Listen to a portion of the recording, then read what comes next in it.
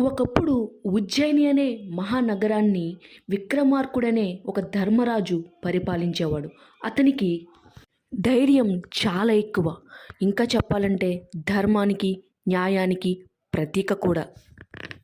అందుకే ప్రజలందరూ కూడా ఆ విక్రమార్కుడిని చాలా గౌరవించేవారు. ఒకరోజు ఒక తాంత్రికుడు రాజు దగ్గరికి వచ్చి, మహారాజా, నాకొక ప్రత్యేకమైన పని చెయ్యాలి.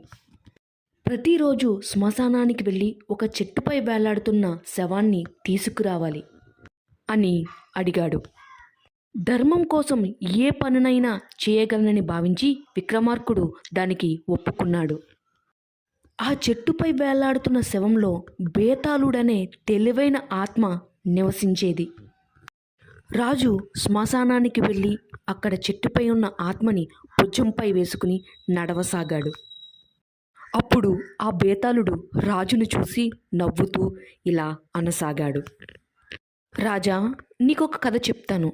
అలాగే చివరలో దానికి సంబంధించి ఒక ప్రశ్న కూడా వేస్తాను. దానికి జవాబు నీకు తెలిసి చెప్పకపోతే నీ తల పగులుతుంది.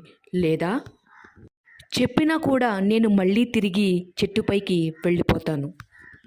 అప్పుడు విక్రమార్కుడు ఏం మాట్లాడకుండా మౌనంగా నడవసాగాడు.